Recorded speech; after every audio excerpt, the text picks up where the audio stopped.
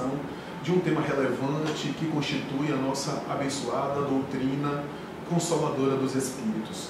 No dia de hoje estamos aqui em dupla, eu, Flávio Santos, com meu amigo André Nascimento, já conhecido no canal, e que já produziu alguns trabalhos de relevante importância para o acompanhamento que a gente tem feito no Raciocínio dos Espíritas, e é uma grata satisfação estar dividindo esse trabalho mais uma vez com ele, que é um orador espírita com habilidades admiráveis, oferecendo para nós uma reflexão sobre a qual a gente combinou aqui antes de começar essa gravação, uma reflexão acerca da prática espírita em nosso abençoado e amado movimento. O nosso movimento espírita é constituído de pessoas, e como é constituído de pessoas, tem as suas idiosincrasias, portanto, as suas necessidades e características. Há uma frase célebre atribuída a Leon Denis, que ele dizia que o espiritismo será aquilo que os homens dele fizerem. É óbvio que o Leon Denis não estava falando da mensagem cristalina da doutrina espírita. Estava se referindo especificamente à prática dos ensinamentos espirituais pelos homens que sustentam e que defendem o ideal espírita, ou seja, que movimentam, que divulgam e que apresentam esse ideal na Terra. O movimento espírita, portanto, é diferente em termos conceituais da doutrina, porque a doutrina é a mensagem cristalina do alto, e o movimento é a organização de pessoas que se movimenta para não apenas divulgar, ensinar, mas vivenciar na Terra com seus desafios naturais. A doutrina, em termos de mensagem, é incorruptível, porque vem do alto e ninguém tem propriedade sobre os seres imortais. Mas o grupamento humano é, de alguma forma, a limitação de viabilizar a mensagem que se apreende em termos de convivência humana e de implementação dos ideais invisíveis oferecidos pelos imortais na manifestação, na materialização na Terra. Eu até diria que o nosso movimento espírita, como é o movimento cristão de maneira geral, o movimento de qualquer ideal relevante e que fomenta o progresso na humanidade, tem um desafio que talvez seja o desafio mais difícil da humanidade, que é materializar esse ideal espiritual. A gente fala muito em materialização de espíritos, né? Mas materializar o reino dos céus na Terra é muito mais difícil do que qualquer materialização mediúnica. E o movimento espírita não escapa desse desafio. Sofreu várias vicissitudes, experimentou momentos de grandeza e momentos de miséria, como é natural. Toda instituição passa por assistência espiritual relevante dos imortais grandiosos, como também perturbações, assédios, oscilações, porque isso nem os apóstolos de Jesus escaparam, como necessidade de redenção da humanidade. A vivência do Evangelho, como também a vivência do postulado espírita, é de redenção. E por isso, o Espiritismo, no sentido de prática humana, será aquilo que os homens dele fizerem. E é por isso que nós estamos reunidos aqui, acordando falar sobre esse tema, que envolve a união dos espíritas e a unificação das instituições. E aqui eu já lanço uma colocação para passar para o meu amigo André, que diz respeito àquele texto que nos serve de base, de fundamentação, para que a gente possa fazer essa discussão. Eu me refiro a uma mensagem mediúnica que foi recebida por Chico Xavier, por intermédio, ou tendo origem, a autoria espiritual de Bezerra de Menezes, que escreveu sobre o tema, a unificação das instituições espíritas como consequência da união dos corações entre os espíritas. É um tema desafiante, né, André? É um tema de fôlego. Não é fácil falar, porque no próprio movimento existem divergências, distorção e até diferença de interpretação a respeito do tema, né? É uma grata satisfação estar de retorno a este que é um grande ecossistema e que visa de maneira fundamental a divulgação clara e mais escorrida da doutrina. E realmente, Flávio, esse tema é palpitante. É uma temática que inclusive fez parte da pauta de execuções, de projetos do próprio Bezerra de Menezes enquanto encarnado. podemos perceber que a unificação sempre foi algo por ele engendrado, algo que de certa forma fez parte de sua vida, inclusive quando foi presidente da FEB, e traz à tona essa importância dessa coesão, dessa reunião de esforços em torno de um ideal maior. Ou seja, como você bem colocou, a doutrina espírita é clara, é límpida, deve ser seguida em sua integralidade, e o movimento é a reunião de todos nós, nossos esforços. Então, a unificação seria essa proposta, então, de fazer com que esses corações amigos pudessem todos pulsar no mesmo acorde, em torno de um mesmo objetivo. E é claro que, tendo em si as diferenças, elas sejam postas para o enriquecimento das relações e não para o surgimento das divergências, daquela fermentação farisaica. Algo que nós observamos e que está estritamente relacionado com o personalismo, com o orgulho e com a vaidade. Ou seja, muitas vezes nós temos a exata dimensão de que a mensagem do Cristo é deixada a um plano secundário, tendo em vista essa difusão das ideias pessoais, das suas idiosincrasias, dos seus postulados íntimos. Isso, é claro, faz com que o movimento sofra os abalos que são muito naturais e que fazem parte não só do movimento espírita, mas de outras correntes religiosas. Nós temos observado essa movimentação mais ordinária no sentido de fazer com que essas correntes religiosas, as religiões em si, de certa forma, percam o fôlego no sentido de fazer com que as ideias de determinados indivíduos preponderem. Então, a grande ideia de Bezerra de Menezes, ao trazer esse ideal de união dos espíritas, de unificação das instituições religiosas, dos espíritas, dos centros, é fazer com que justamente nós pudéssemos alinhar discursos, respeitando as diferenças, refletindo, ponderando sempre, mas tendo o Cristo como o grande objetivo de redenção, de aprimoramento espiritual. Interessante que você está levantando uma coisa que sempre tem sido objeto das minhas reflexões. O Espiritismo, enquanto doutrina, envolve uma série de princípios sobre os quais os espíritas têm uma espécie de consenso e são ponto pacífico. O que eu estou dizendo, o que é que eu estou me referindo com relação a esses elementos? Estou me referindo aos princípios fundamentais da doutrina espírita. Todos os espíritas são espíritas porque concordam no que diz respeito à tese da reencarnação, da mediunidade, da comunicação espiritual, de Jesus como guia modelo, porque são os elementos básicos, do contrário, estariam em oposição aos próprios textos básicos da codificação. O que eu acho interessante, na prática do movimento espírita, são espíritas brigarem, são espíritas ficarem de mal, são espíritas se afastarem do movimento porque não concordam com determinado autor espiritual que fala uma tese sobre perispírito. Quer dizer, que é um ponto secundário da obra da codificação, porque a gente pode ter, sei lá, tem teses que não são totalmente conclusivas, que não estão superadas, que não estão fechadas, que os autores divergem, que a gente pode divergir e a gente se amar, a gente se abraçar, a gente continuar irmãos. Então, às vezes a gente vê, por exemplo, discussões em torno de, eu costumo dizer isso até em torno de brincadeira, se são 8 chakras ou se são 7 chakras, porque André Luiz falou que são 7 centros vitais, mas a tradição oriental fala de 8. E aí espíritas debatendo e divergindo sobre isso e se esquecendo do essencial. Ainda que a gente tenha opiniões diferentes, esses são elementos secundários da doutrina. Em nada afeta aquilo que faz com que a gente se una. Como a doutrina espírita é uma doutrina não dogmática, permite a liberdade de pensamento, a livre discussão, especialmente nesses pontos.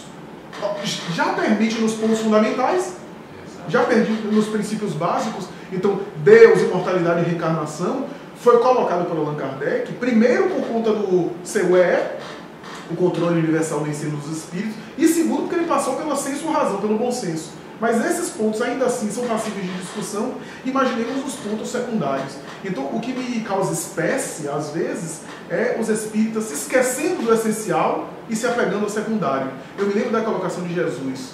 O sábado foi feito para o homem ou o homem foi feito para o sábado? Quando a gente pega essa passagem, a gente pensa que é apenas algo cultural de contexto, do sabá, da cultura judaica. Não. Se a gente apropriar os termos atuais, a gente pode dizer o seguinte: as leis divinas foi feito para o homem ou o homem foi feito para as leis divinas? Está lá no livro dos Espíritos, lei divina e natural. A lei divina ou natural foi feita para o homem e é única possível para a felicidade dos povos. E o homem só é infeliz quando dela se afasta. Então até a lei divina foi feita para nós. O que é que isso quer dizer? Que se eu estou me apegando a esse ponto secundário, esquecendo a pessoa, o irmão, eu estou me apegando mais ao sábado do que ao homem. Então eu acho que esse é um ponto importante para a gente discutir, porque em alguns momentos eu penso, André, eu não sei o que você pensa sobre isso, porque eu vou tocar num ponto que é um ponto muito delicado, que é o seguinte: o movimento que a FEB fez, a FEB é uma instituição veneranda, eu admiro muito a FEB pelo histórico dela.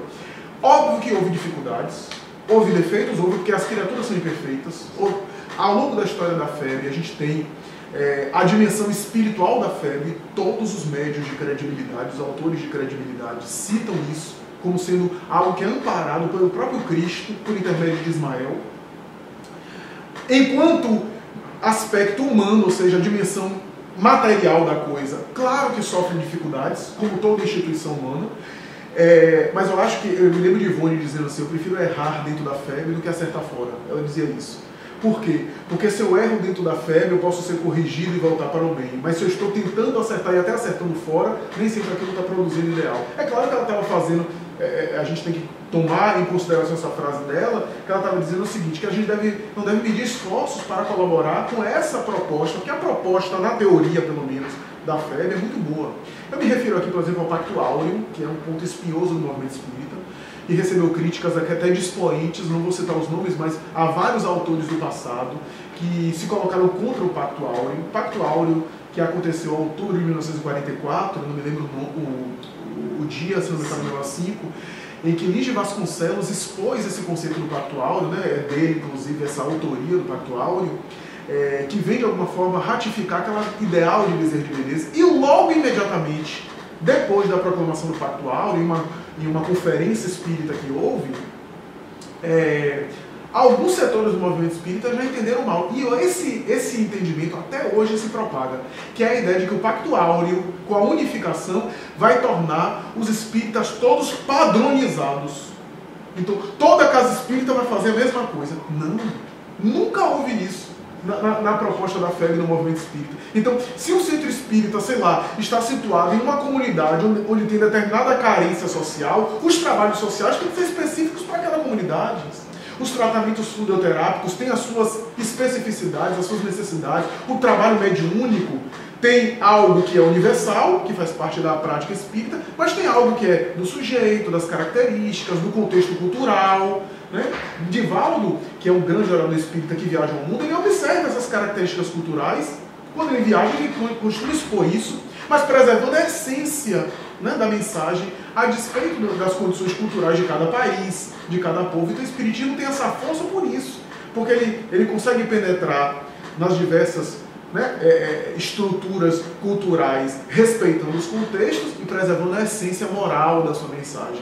Então o Pacto Áureo nunca teve, como toda a proposta do movimento espírita de unificação por Bezerra e outro, nunca teve a ideia de a FEB ou qualquer instituição entrar, por exemplo, numa casa como essa. Estamos aqui nos muros da Fraternidade Espírita Irmã Sheila, de Salvador, Bahia, né? E já de antemão agradeço a direção da casa por ceder espaço para a gente fazer essas gravações. Então, a FEB, por exemplo, não tem a ideia de entrar, por exemplo, aqui na casa e dizer como os dirigentes. A FEB não tem esse poder, como nenhuma instituição tem esse poder, como tem, por exemplo, a hierarquia sacerdotal de algumas doutrinas. Não existe um papado, um Vaticano na doutrina espírita. A FEB não tem um poder legal sobre nenhuma instituição. O que acontece na unificação é as instituições se unirem para poderem trocar ideias, compartilhar conhecimento, fazer seminários em conjunto, trocar, por exemplo, produção literária, etc. Até hoje, os nossos amigos da FEB brasileira e da FEB do Estado da Bahia, quando fazem, por exemplo, visitas a algumas casas, alguns irmãos atendem-nos na porta da casa dizendo assim: não, aqui a FEB não entra, porque aqui a FEB não vai mandar no nosso centro. Quer dizer, é algo que é um desconhecimento muito grande. A ideia é colaborar, contribuir, né? E a unificação nunca é uniformização. padronização, né? É a ideia de a gente se congregar nos pontos essenciais da doutrina, ainda que a gente possa discordar desses pontos secundários, desses elementos, né? Então, às vezes, a gente está se perdendo por conta disso. Todo o movimento humano, nesse período de transição, está sofrendo perturbações, porque transição está atrelado ao conceito de transição isso, né? E o movimento espírita não está indene a isso. Então, a gente vê, né, os conflitos acontecendo no movimento, os desafios que a gente está passando, né? E não podemos perder de vista que a própria doutrina estabelece a fé raciocinada. Ou seja, as mensagens que são transmitidas por Bezerra, o seu ideal de unificação está em torno da reflexão. Em nenhum momento o benfeitor almejou tornar o movimento padrão, uniformizado, engessado em si mesmo. A ideia é fortalecê-lo a partir da própria conceituação análoga da parábola do feixe de varas. Ou seja, uma vara sozinha é frágil, pode ser arrebentada com muita facilidade. Mas um feixe de varas é mais forte, é mais robusto, então pode transmitir mais segurança. E nesse sentido, essa reflexão é necessária, essa ponderação acerca desse ideal de construção, de edificação e da própria doutrina como sendo esse grande guarda-chuva a amparar os corações, a consolar, a ir aos rincões de pobreza ou às casas mais ricas, não estatuindo diferenças, divergências, ao contrário, somando os esforços, né? Trazendo o ideal de congregação tal como Cristo o apregou. Porque a ideia de unificação, ela teve como vexilário, como porta-bandeira, Bezerra de Menezes. Mas nós não podemos esquecer que ela é do próprio Cristo. É a mensagem da cristandade. Porque quando o Cristo diz, eu e o Pai somos um, é trazer essa ideia de não perdendo a sua identidade, conectar-se com o Pai, fazer a sua vontade. Então, unificar é também, seguindo os ensinamentos de Jesus, fazer a vontade do Pai. Dispor-se em auxílio àqueles que precisam.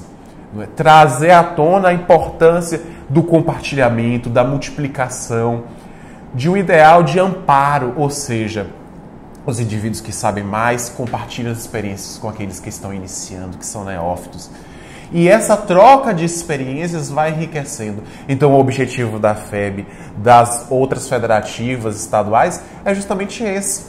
O Pacto Áureo, que foi esse grande pensamento de Bezerra de Menezes, ele não foi aceito inicialmente por Voltaire de Freitas. Mais tarde, os confrades, em conversas constantes com ele, estimularam para que esse processo fosse levado à frente, adiante.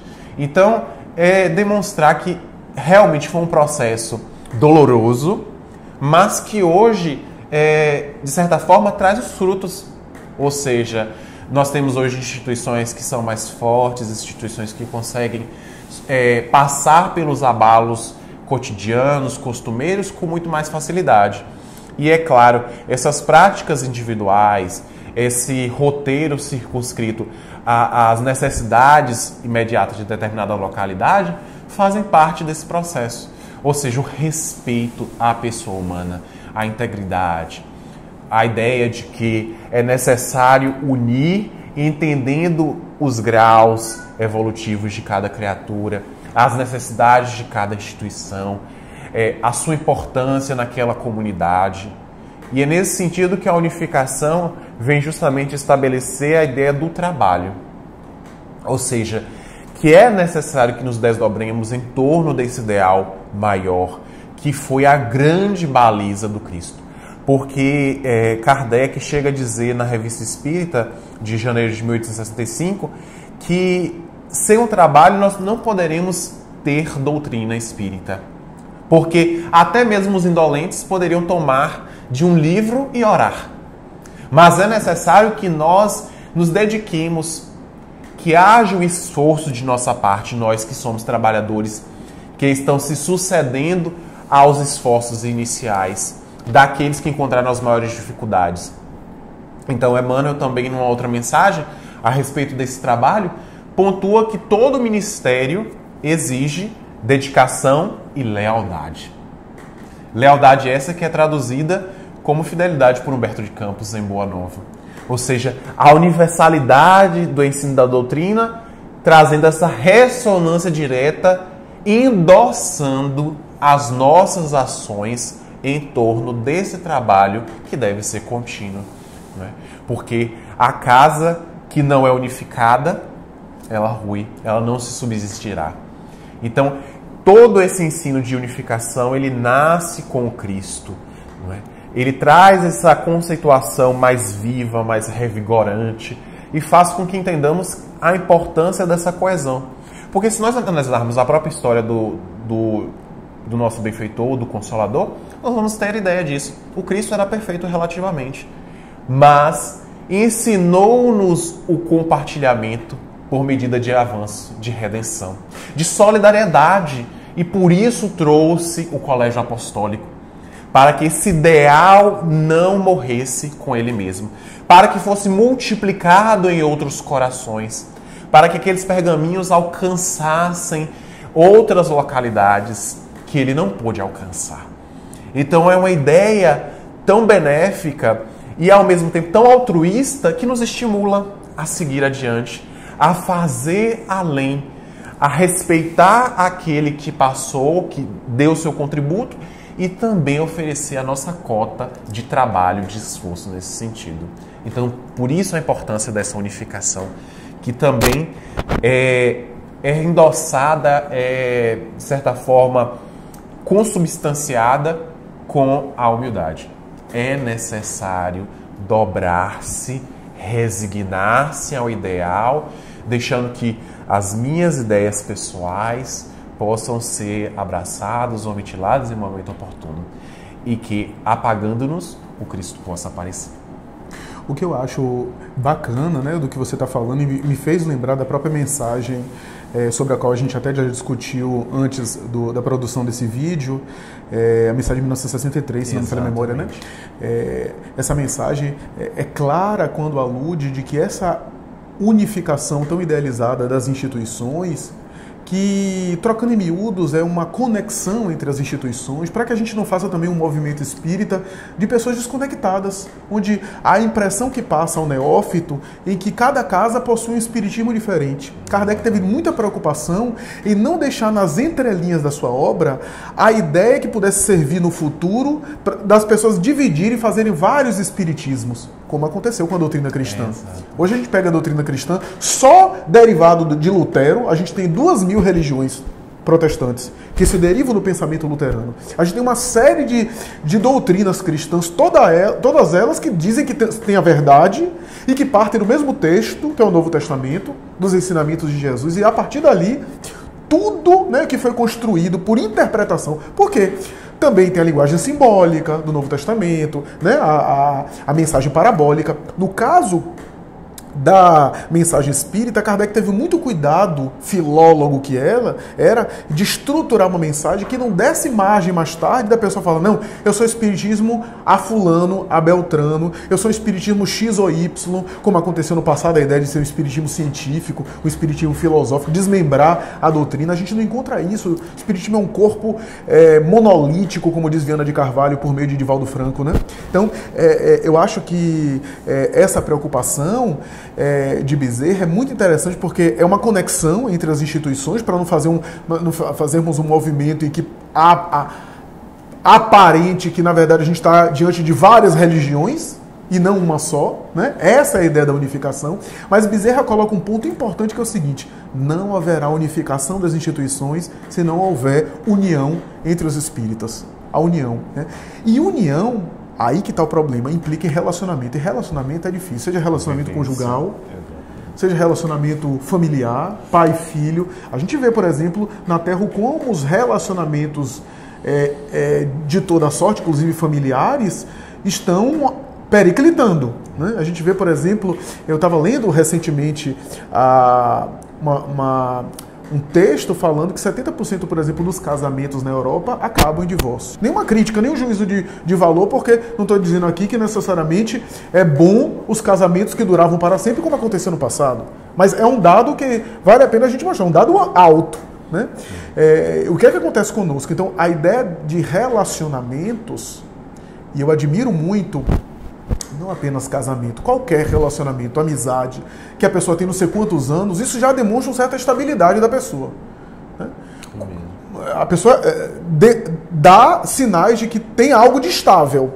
Né? Porque relacionamento, em qualquer âmbito, prolongado, né, sugere atritos, sugere diferença, sugere flexibilidade, sugere que houve tolerância, que houve perdão, que houve compreensão.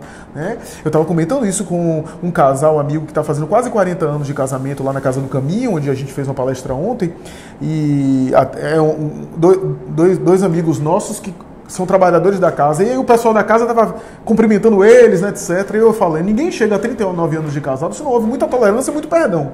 Exato. Porque ninguém tem 39 anos de união só no prazer. Não existe isso. Né? Convivência, como eu costumo dizer, convivência é ser incomodado. Né? Porque convivência, né, vai se relacionar com o filho, etc. Eu costumo dizer, você acende a luz, alguém chega e apaga a luz. Você quer ficar no escuro, a pessoa quer ficar no claro. Não estou dizendo das grandes mágoas, não. Desses pequenos atritos da convivência, né? Por isso a união dos espíritas é difícil, porque convivermos... Dizia Zygmunt Bauman, esse sociólogo eminente, que trouxe uma série de contribuições para a modernidade de um contexto de liquidez. Nós estamos imersos em relações líquidas, relações frágeis, oportunistas, aquelas que não suportam os primeiros achaques, as primeiras questúnculas, que realmente cedem a esse apelo mais fugaz de um prazer que, para eles, ou para esse contexto, deve ser primordial. Então, nesse sentido, a convivência, ela não prescinde justamente esse ideal de tolerância. Há uma obra de benfeitoria de Humberto de Campos, que é Boa Nova, é conhecida de praticamente todos nós, e que é bastante ilustrativa nesse sentido, porque ela é um recorte da humanidade, fazendo um dimensionamento do colégio apostólico e de suas questões comezinhas, simples do dia a dia, dá-nos a entender que mesmo os discípulos experimentavam divergências, diferenças, que a mensagem do Cristo não era inclusive por eles compreendida em sua integralidade, razão pela qual muitas vezes o Cristo era questionado. Contudo, Jesus trazia sempre um olhar sereno, brando, em torno da união, em torno da dissolução das mágoas, das querelas, facultando que a mensagem não fosse sacrificada diante dessas divergências. Ou seja, nós somos diferentes, mas essa diferença vai servir para que justamente possamos perceber que a nossa tolerância é capaz de superá-la.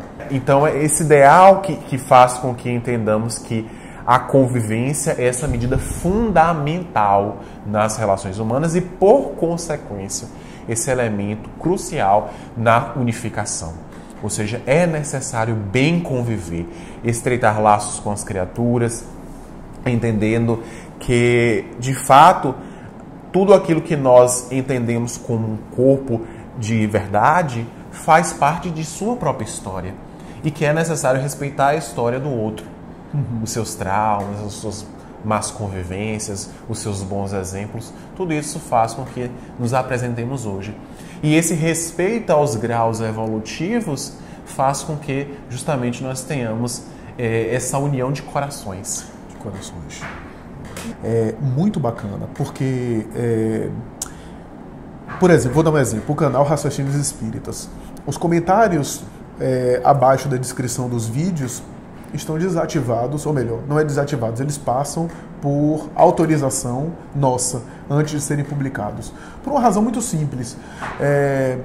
Não no sentido de censurar. Há comentários, por exemplo, que a pessoa discorda, por exemplo, de uma apresentação nossa. Eu faço questão de colocar, que ela discordou, ela coloca o ponto dela, etc. Mas porque quando a gente libera, as pessoas entram e utilizam palavras de baixo calão, xingam, expõem, às vezes, os seus conflitos ali, né?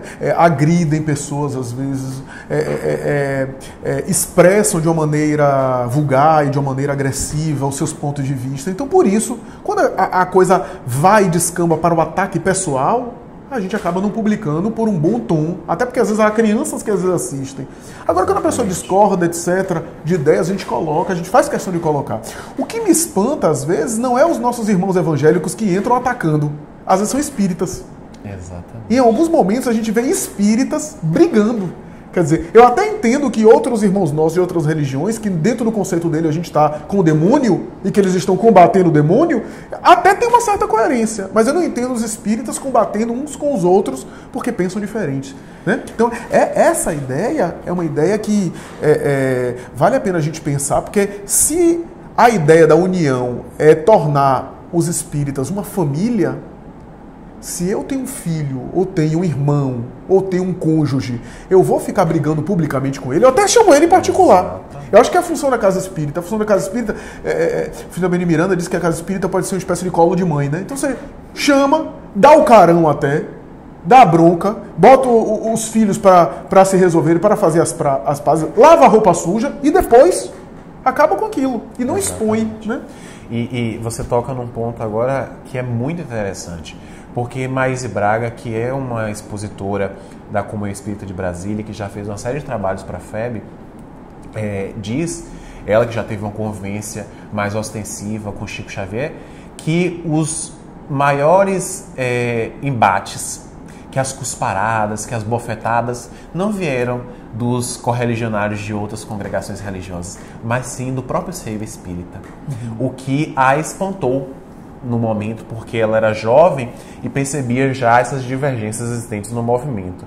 E, ao mesmo tempo, algo muito perigoso, que é o espírito de seita. Essa ideia de divergir para inovar. E, é claro, promover-se utilizando-se da tribuna espírita, que é algo extremamente perigoso, porque, de fato, Kardec, como você bem expôs, foi eminente pedagogo, filólogo, cunhou o espiritismo para justamente ter um vocábulo que pudesse ser algo diferente da até então corrente espiritualista, ou seja, o espiritismo é espiritualista, mas transcende, vai além. Todavia, nós percebemos hoje a criação de determinados jargões ou adjetivos para inovar. O espiritismo kardecista. Kardec foi o codificador, mas ele afastou qualquer ideia de reconhecimento, de promoção pessoal, apagando-se. Então é espiritismo somente. E vemos companheiros que entram em determinado nevoeiro que oblitera a capacidade de raciocínio, fazendo com que eles deem margem a essas ideias escabrosas, esdrúxulas, e que nada contribuem para o movimento em si, denegrindo inclusive companheiros, o que é muito grave, fere não só os princípios espirituais, mas também os princípios morais, os princípios de urbanidade, de cordialidade, de justiça, porque há um capítulo em nossa Carta Magna referente ao respeito à dignidade da pessoa humana. Então, antes de fazermos uma crítica, é necessário que tenhamos o respeito. Quando nós observamos a vivência do Cristo, nós temos essa dimensão. Jamais admoestou quem quer que fosse público, fê-lo em particular. A lição deve ser aprendida de maneira branda, serena, sem violência. Porque quando impomos algo, isso é rechaçado de certa forma por aqueles que estão ao redor. Então essa é a ideia da unificação no sentido desse colo materno, dessa coesão de corações, de reunião de esforços, tentando de certa forma amainar essas intempéries que tentam atingir o próprio movimento espírita. André, você colocou uma coisa que eu estava aqui inclusive pensando, você já inclusive economizou o que eu ia falar, que é em torno desses martírios de alguns espíritas por se destacarem, por evidenciarem. E aqui não há nenhum discurso de idolatria, né? Até porque em muitas ocasiões eu vejo as pessoas combatendo uma idolatria que na verdade não é idolatria, né? E em alguns momentos eu vejo um discurso até de um pouco de ressentimento nesse sentido, porque existem expoentes do movimento espírita que são admiráveis mesmo, que são exemplos, e ao invés de a gente admirar, a gente inveja, e não, todo mundo idolatra ele. Idolatria seria aceitar cegamente o que ele diz como se não fosse um espírito também. E se não é espírito puro, é passível de defeitos, de imperfeição, mas isso não significa que a gente deva negar a contribuição que esses indivíduos deram, né? Da mesma forma que quando você vai fazer uma aula de piano, você, normalmente, é mais fácil você chamar um professor que é experiente. Você vai achar que o professor é infalível? Não. Mas é uma referência, é alguém que caminhou mais do que você e que ali... Você pode aprender piano sozinho? Pode, mas é mais difícil, né? Agora, o consultor acima de todos é o Cristo, porque esse é a referência máxima, esse é infalível. Mas eu acho que a gente não deve negar a contribuição desses indivíduos, e você pontuou uma coisa que eu acho muito importante, que é o seguinte: pergunte a Ivone, você falou da Maíse, mas pergunte a Ivone, pergunte a Divaldo, que ainda está encarnado, pergunte a Chico, pergunte a esses indivíduos, com quem foi e onde foi que eles mais sofreram. Foram com os próprios espíritos, o que é digno de nota. O espiritismo é um movimento que Viana de Carvalho diz que ele cresce em quantidade e tem um risco de perder em profundidade. Todo movimento que cresce muito em quantidade expande-se e tem o perigo de perder em imersão em profundidade. Da mesma forma que se eu pegar um líquido aqui e jogar aqui no chão, o que ele perde em profundidade, ele cresce em expansão. Então o movimento espírita tem esse risco, como todo movimento. No início, lá na era kardeciana, o espiritismo era atacado pela intolerância religiosa. Aqui no Brasil, no início, também foi assim, pela população, pela ignorância da população, até pela ciência. A gente vê, por exemplo, a psiquiatria aqui, do início do século XX, combateu o espiritismo dizendo que produzia loucura. O próprio venerando Juliano Moreira se colocou contra o espiritismo, né? Mais tarde ele vem por Divaldo, em uma obra de Filomeno, reconheceu o erro dele, dizendo que ele não conhecia direito o espiritismo e falou daquilo que ele não conhecia, embora fosse um gênio da psiquiatria. Então, a gente vê, por exemplo, esse risco. Por que eu estou falando isso? Porque quando o movimento espírita, no início lá da era de Kardec, etc., estava sendo combatido, guardava essas boas intenções, essa pureza, como aconteceu com o movimento cristão. O movimento cristão dos mártires iniciais manteve aquela pureza, por quê? Porque os indivíduos combatidos, atacados, só permaneciam se tivessem realmente a sinceridade, a honestidade e a fidelidade ideal, porque não tinham nada do que ganhar no sentido de compensação material. À medida que o espiritismo ganha cidadania, como aconteceu com o movimento cristão inicial, o que é que acontece? As alterações, as ideias pessoais, as paixões, os usufrutos, né? A pessoa utilizando o espiritismo como pretexto para conseguir fama, projeção social, etc. Então a gente vê essa deformação. E o que é mais grave, que eu acho, que é essa ideia de o indivíduo se arvorar como detentor do espiritismo e sair por aí combatendo pessoas e até difamando. Eu estou aqui com colegas oradores, né? Não apenas eu e você, mas a gente está aqui com Patrícia Lins, com Robson Cunha, que também fazem trabalhos aí de divulgação espírita. Eu sei como não é fácil a tarefa de expor a doutrina, porque se desse para a gente expor a doutrina e não ficar visível, eu preferiria. Mas como ainda é incompatível, né, a gente divulgar a doutrina e não aparecer, é uma tarefa que é diferente da do passe ou da tarefa mediúnica, que é um pouco mais discreta, né? A gente acaba se colocando em evidência, acaba ficando mais em destaque. Primeiro há o problema de confundir mensageiro com mensagem, né? E as pessoas atribuírem a qualidade da mensagem ao mensageiro, e às vezes até se decepcionarem, porque o mensageiro está carregando a mensagem, mas não é a própria mensagem. Chico dizia isso de forma muito bonita, né? Dizia o seguinte: eu sou um sapo com a vela na cabeça. A vela era a mediunidade. Então, esse é um conceito importante, né? E o segundo é a ideia de que, nos colocando em evidência, a gente está sujeito a uma série de... Aqui para nós, quando eu via, por exemplo, Chico, inicialmente no meu início da minha trajetória, Chico produzindo as obras mediúnicas, eu tinha a infantilidade de unidades, poxa, que máximo. Via Divaldo fazendo aquelas palestras memoráveis, como ele é amado, como ele é querido. Lê do engano. Hoje, eu entendo algumas colocações que Divaldo faz em palestra, o quanto Chico sofria e tentava se refugiar, né? Porque infelizmente na psicologia humana a gente gera mais reação do que adesão, né? Então, e a gente vê que qualquer tarefa do bem já gera incômodo. Como uma tarefa como essa de exposição gera, às vezes, a evidência, as pessoas se incomodam, algumas que a gente nunca conhece, eu tenho certeza que vocês vivem isso também, pessoas que a gente nunca conhece, nunca chegou a privar de intimidade, de amizade próxima, nos detestarem, nos abominarem gratuitamente. Né? Então, eu acho interessante porque tem o mundo invisível que se movimenta, né? E tem as mentes dos encarnados em cima de nós, né? Que projetam em nós paixões, encantamentos, né? Desejos de toda sorte. Frustrações. Eu vi recentemente um depoimento de Divaldo falando: eu tenho muita pena dos oradores jovens. Ele dizia, porque no meu tempo, que era uma época mais formal, você não sabe o que eu sofri, onde as pessoas saíam na rua, não era de gola polo não, era de gravata e paletó, porque era um outro tempo, uma outra cultura, né? Havia uma formalidade maior nos relacionamentos.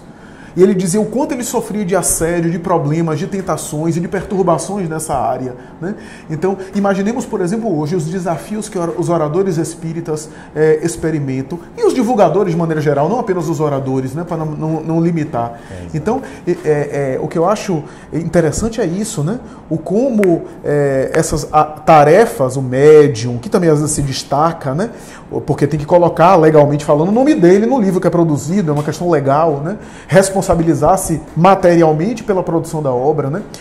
O dirigente de centro espírita, né? O coordenador de grupos espíritas, né? O expositor espírita também. Então essas tarefas acabam gerando, né? E o como nós estamos sendo tentados, como nós estamos sendo... Né?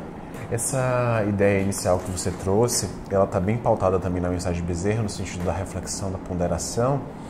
E muitas vezes nós observamos dentro do movimento aparentes contradições que são frutos de nossas puerilidades, nossa infantilidade ainda na compreensão. Não entendemos ainda que é necessário, antes de reproduzir, refletir.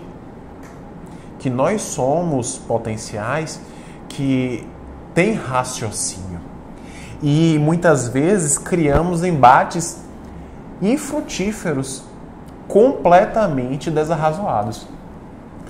Somente vamos seguir o que Kardec disse. Kardec não esgotou toda a verdade. Ele iniciou o movimento, dando-nos a entender que outros ensaios, que outros trabalhos, outras pesquisas deveriam ser engendradas. Leon Denis não se deteve ao trabalho de Kardec.